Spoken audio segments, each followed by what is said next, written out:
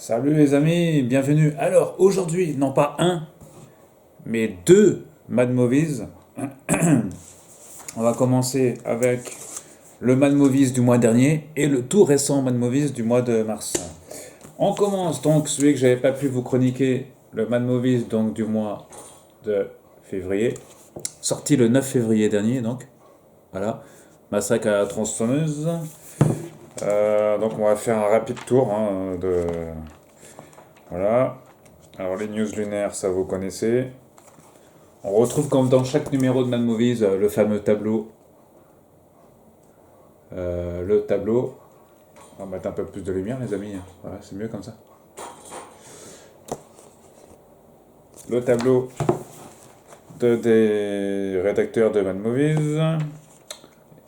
D'ailleurs en parlant de rédacteurs de Mad Movies, apparemment un des rédacteurs de Mad Movies, à savoir Rafid Joumi, a quitté la rédaction. Voilà, on a appris ça sur le net. Sachant que vous pouvez le retrouver, il est derrière. Vous savez, c'est le journaliste qui est derrière la série documentaire un peu pour geek qui s'appelait BITS, Bits, sur Arte.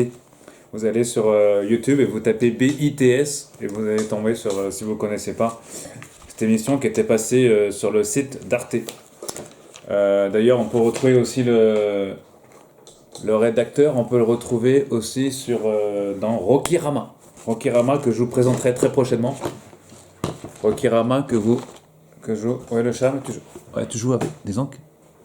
Le chat, voilà. Rafid Joumi qui travaille dans Rokirama. Vous pouvez retrouver sa plume dans Rokirama. Ensuite, donc, super héros malgré lui. La critique très rapide de Mad Movies, je vous le donne. Je cite: Est-ce la fatigue, le désespoir, l'usure face à une mécanique comique qui aligne tellement de gags à la minute qu'un nombre infinitésimal finit forcément par faire mouche? Toujours est-il que cette histoire vaseuse d'acteurs amnésiques persuadés d'être un super-héros peut se targuer d'être le meilleur film de la bande à Fifi. Je rappelle que c'est un film de un film avec et réalisé par Philippe Lachaud, entre autres. Cette invraisemblable usine à hit au box-office qui ne cesse de nous rappeler que la France mérite tout ce qui lui arrive. Le script s'avère toujours aussi cousu de fil blanc dans son galop vers l'inévitable niaiserie finale, mais le rythme resserré fait allusion entre deux hommages au classique. Le Joker de Todd Phillips en tête. Le registre ne quitte pas celui de la cour de récré avec une prédilection cette fois-ci pour les petits pénis. Occasion rêvée de moquer les Asiatiques. Si Chantal là-dessous échappe à la sexualisation, c'est au tour de Jean-Hugues Anglade de se faire déshonorer par une voiture sodomite cette fois, d'accord. Dans un plan saisissant de détresse, le Zorg de 37.2 le matin voit toute sa carrière défiler devant ses yeux. Voilà, super-héros malgré lui, en salle, depuis le 2 février. T'as une pub pour Batman, la saga Batman, hors série classique, en vente actuellement par Mad Movies. Voilà, donc les critiques, vous retrouvez les critiques habituelles. La tragédie de Macbeth. Voilà, ça c'est sur... C'était sorti en salle ça? Non, c'est SVOD sur Apple TV+, avec Denzel Washington, s'il vous plaît, et France McDormand. J'ai pas regardé encore, j'ai pas eu le temps de regarder. Ensuite... Cinéphage, c'est tout ce qui est sorti, critique habituels. En couverture, le dossier sur Massacre à la tronçonneuse. Il était une fois au Texas. Avec monsieur le réalisateur, qui n'est autre que David Blue Garcia. Interview. Autre interview, producteur, co-scénariste Fede Alvarez. Massacre à la tronçonneuse, film qui était sorti maintenant il y a quelques semaines. Je cite: avouons-le, personne ne misait un copec sur ce nouveau Massacre à la tronçonneuse agité en coulisses par un changement de réalisateur dernière minute, pas peu encourageant. Mais la présence au poste de co-scénariste et de producteur de Fede Alvarez, responsable d'une relecture estomacante David Dead, faisait briller une faible lueur d'espoir, largement confinée par la vision du film. Un embargo imposé par Netflix nous imposant un silence pudique. Nous réserverons donc notre jugement critique pour le prochain numéro, je vais en parler tout à l'heure. En attendant, donnons la parole aux principaux artisans, etc. Voilà, donc c'est sur Netflix, donc le film est sorti directement, comme vous le savez, sur Netflix, hein, ils ont fait un peu de publicité. Alors, dans sa traduction française, le film mythique de Tobe Hooper perd l'un de ses éléments essentiels. Si massacre à la tronçonneuse il ne faut surtout pas oublier de citer au Texas, etc. Donc Texas Movie, dans un sale état, c'est le dossier qui suivait massacre à la tronçonneuse de 74, voilà, parce que ça date quand même de 74, quand même, massacre à la tronçonneuse. Voilà, dans la plus pure tradition de film à la Mad Movies, voilà, vous reconnaissez notre cher ami. Voilà. Ensuite, De Niro, oui, De Niro notamment dans Lone Ranger, naissance d'un héros de Gore Verbinski. Machete de Robert Rodriguez, film culte, avec Danny Trejo que vous avez vu aussi dans Star Wars, Boba Fett. Ensuite, on a Mad Max, tous ces films classiques. Mad Max, Texas, voilà. Le dossier sur Scream, excellent dossier sur Scream dans ce Mad Movies du mois de février. Surgi de nulle part en 1996, le Scream de Wes Craven a engendré pas moins de 4 séquelles, dont la dernière vient tout juste de sortir en salle. L'occasion idéale pour revenir sur l'évolution parfois tumultueuse d'une saga qui doit beaucoup à la personnalité de son scénariste en chef, Kevin Williamson. Spoiler à tous les étages, évidemment. Alors, le premier Scream de Wes Craven, donc, voilà, ça ressemble à ça. Le premier Scream, 1996. Le second Scream, l'année d'après, 97. Scream 2, Wes Craven. Voilà, toujours la scène choc, l'édition vidéo référence. Privé d'une remasterisation 4K pour Scream 2. Ah ouais. Distribué en France par Studio Canal. D'accord. Très fourni.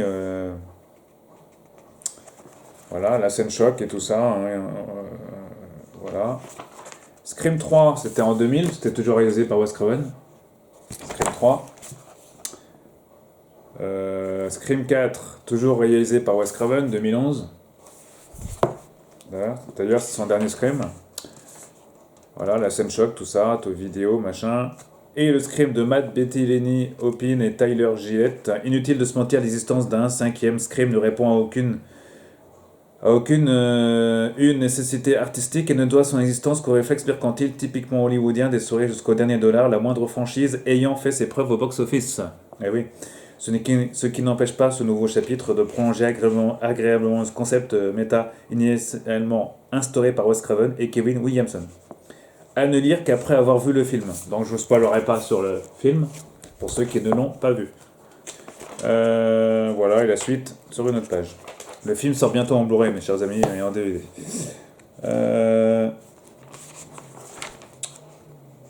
After Blue, donc. Autre film sorti d'actualité, voilà. Qu'est-ce qu'on trouvait entre autres? Interview, voilà, je passe. Rêve d'enfant. Un dossier sur Roland Emmerich, s'il vous plaît. Roland Emmerich, Moonfall, c'était le film du mois de février notamment. Ils reviennent sur le film, entre autres. Le réalisateur de Godzilla ou de Independence Day, s'il vous plaît, ou même de Universal Soldier. Ils reviennent sur ce film en interview. Evil Dead 87, Evil Dead Trap, pas Evil Dead que vous connaissez, le piège des images diaboliques. D'accord. Bon, ça c'est trop gore pour que je vous le passe, les chers amis. Pour ceux qui, voilà, passeront sur le Mad Movies. Bloody Mary, cimetière, etc. Dossier carrière de Marie Lambert. Voilà. David Fincher, non, d'accord. Pas mal de films, comme Cimetière notamment. Entre autres, dans ce Mad Movies. Je passe la partie magazine, rien de vraiment intéressant, si ce n'est peut-être le DVD du mois, voilà, Terreur sur la ville. Et c'est tout ce qu'il y avait à noter d'intéressant dans ce avant-dernier Mad Movies.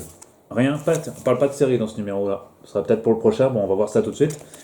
car le numéro de février, donc de mars, pardon, que voici, numéro qui est sorti il y a quelques jours maintenant, hein, ça fait à peu près une dizaine de jours qu'il est en casque, The Batman, le film du mois de mars.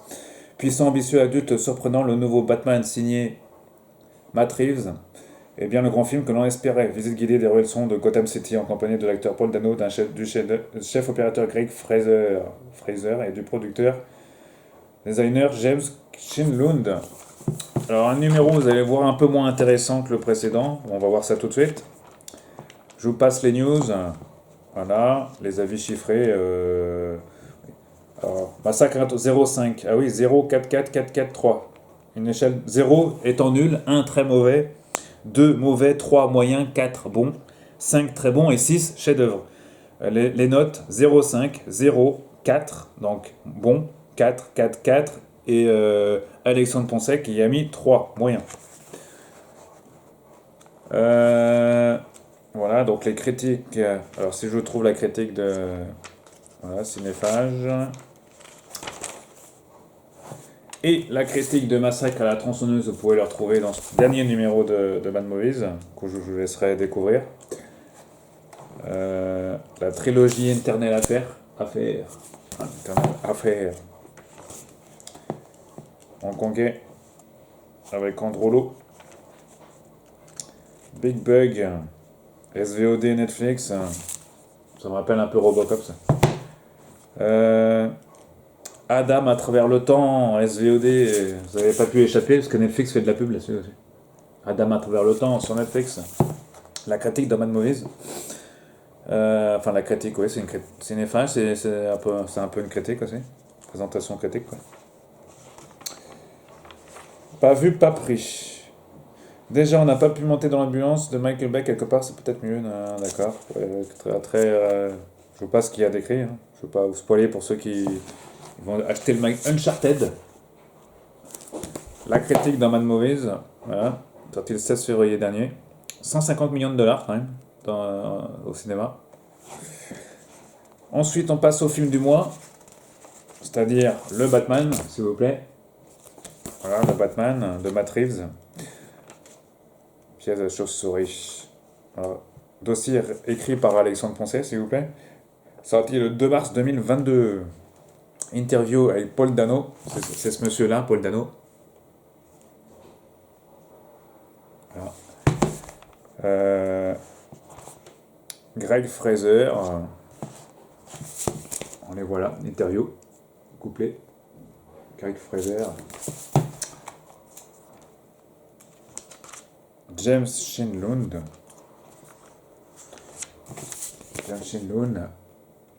Le Batman hors série que voici en image, ce qui est sorti chez Mad Movies.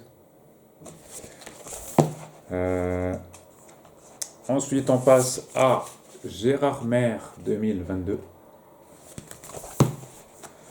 Gérard Maire 2022, avec pas mal de films, The Curse, Ogre, enfin pas mal de films sélection de Mad Movies. VHS, c'est quoi, c'est un film ça? Ouais, années 80, ok. Autant pour moi. La foire aux monstres, Freak Out. Freaks, monstre en anglais. Voilà. Freaks qui désigne aussi des nerds, des geeks de très haut niveau aussi. Là c'est dans le sens monstre. Voilà, interview, il n'y a rien de vraiment. Voilà. Mamie, fais-moi peur. Mamie, fais-moi peur. Voilà, qu'est-ce qu'il y avait encore? Fureur à glacer. Événement vidéo. Les enchaînés du plaisir. Alors ça, c'est pour les moins de 18 ans. Hein, donc, je vous montrerai pas ça, les amis. Voilà, je vous passe les images.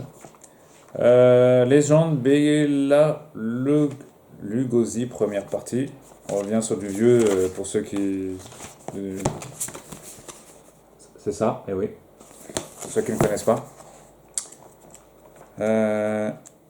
Voilà. La partie magazine, rien de bien intéressant, je pense. Je regarde, j'ai vite fait, mais.